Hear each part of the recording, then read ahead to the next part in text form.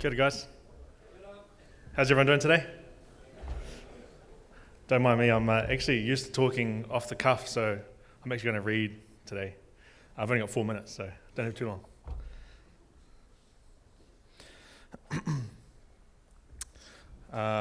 Firstly, he uri tēnei no ngai tahu no Ngāti Porou no Te Atiawa Huki, ko Tyla Harrison Hunt tōku ingoa. That's right, I'm Tyla Harrison Hunt. I own a business called Crossover Coach, and I like to stay away from the word elite because it gets thrown around like a cricket ball. So throughout my short life of 28 years, I've had the absolute privilege of being able to experience things that some people may not have. And just this year alone, I've been able to stamp my passport a few times. Well, I might add, getting unwillingly felt up by the customs officers in a random spot check. I've met people from all around the world in Germany, Australia and Japan. I've won a championship with my Lincoln University team. I've also moved into a new facility for my business. I'm in the dreaded year 2 of my business. And I've also moved in with the in-laws, which is actually really rewarding. I know, believe it or not. And I've also been able to experience some immense heartache, which involves the events of March 15th. Nothing prepares you for the immense sadness and anxiety like the events which happened in March, and our family lost 2 really important parts and pieces in our family. So I've personally have laughed, I've loved, I've stressed, I've cried, and at times been the most vulnerable person in the room. But throughout all of life's challenges, nothing made me ready to handle the things that happened in March. However, my intention today is to keep things pretty lighthearted. After all, I do only have 4 minutes. So here is Tyla Hunt's 5 easy steps to a happier life. Number 1, be honest with yourself. Trust yourself and have faith. Have faith within yourself, or maybe something bigger than yourself.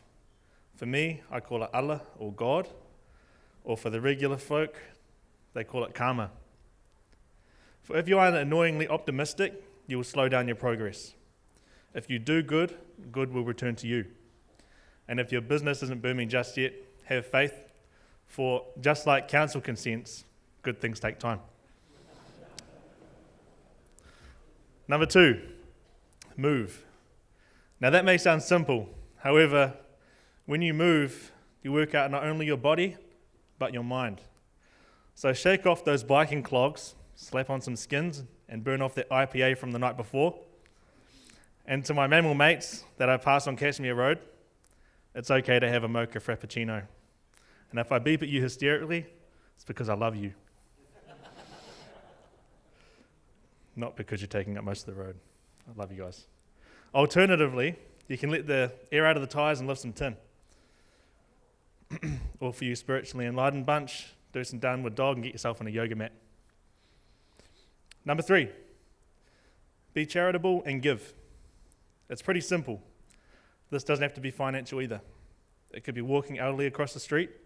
It could be giving your mate a hand to move some furniture, or looking after your auntie's dog.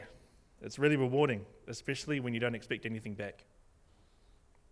There is one thing which nearly everyone can do, which is free to give, and that's a smile. A smile could brighten someone's day who needs it, or it can brighten yours. And for you single lads out there, you can't right swipe in real life. So make sure if you want that date, you've got a smile. Lastly, on the smile subject, Bruce Lee gave me some fire. He said this: never regret being a good person to the wrong people. Your behavior says everything about you, and their behavior says everything about them. So next time you see your boss, make sure you smile. And if you're that boss that doesn't smile back, don't be a dick. Number 4, press the reset button. Sometimes, especially as men, we are so caught up in worldly and social success that we become anxious and built up, particularly in today's day and age.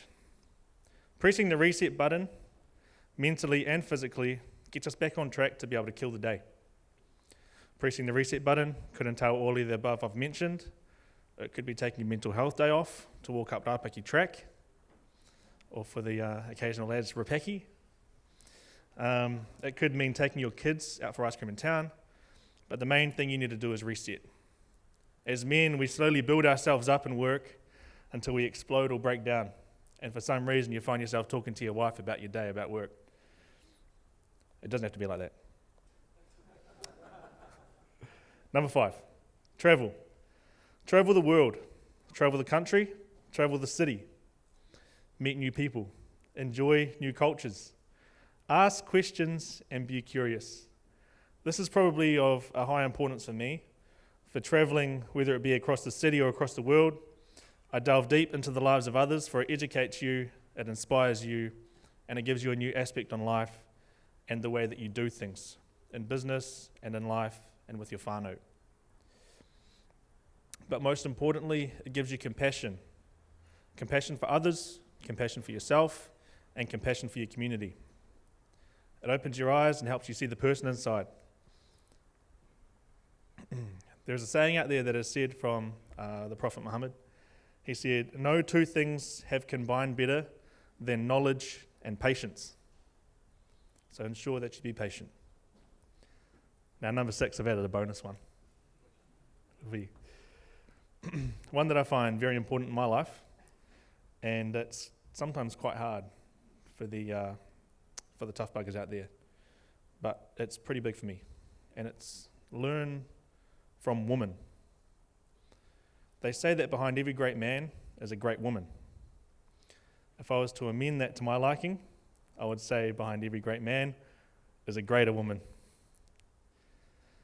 Now that could be your mother, your sister, your wife, could be a friend, but there's always needs to be a woman in your life. My wife's over there, so.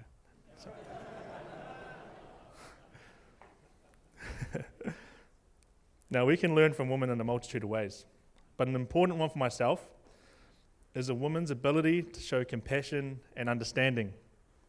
This is highly contextualized and broad, I know, but I also can't understand anyone who has a baby, goes through all that pain, and says, "Hey, I want another one." I think there's a bit of craziness mixed into that. But I'm pretty sure that we don't say after we get a boot to the nuts, "Yeah, I want another one." But in all seriousness, imagine if we used our strength as men with our tenacity, drive, passion, and testosteronial tendencies, and collaborated it with the heart of a good woman and shed our ego and social status, would make one hell of a leader.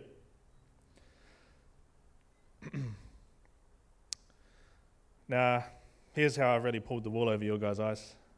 These aren't just my 5 ways to a happy life. These are the 5 pillars of Islam, the key components into being a Muslim. Number 1, we have faith. We sincerely recite the Muslim profession of faith. So we have faith in God.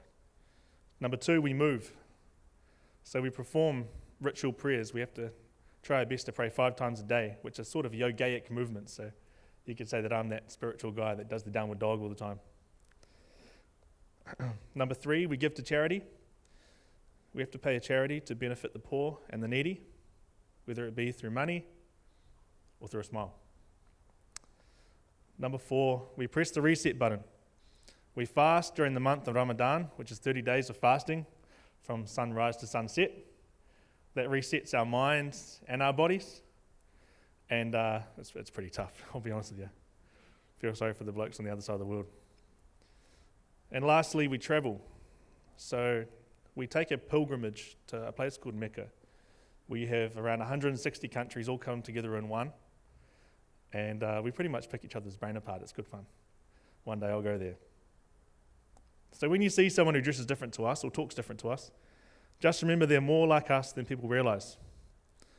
Mohammed from accounting or Fawzia from HR, I'm sure would love to have a yarn. The attack took a lot of us as a city and as a people. We lost 2 amazing men in our family, along with 49 others.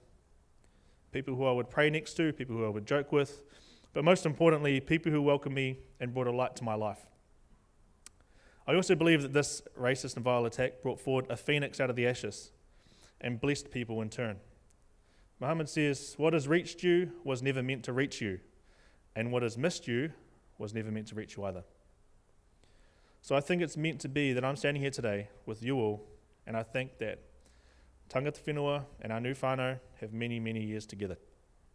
When I reverted 6 years ago, not once would I have expected to be so entrenched in this community or be even closer to my Māoritanga, but it's been a true gift to me to be around my new Pakistani family, my new Muslim family, and now you lot.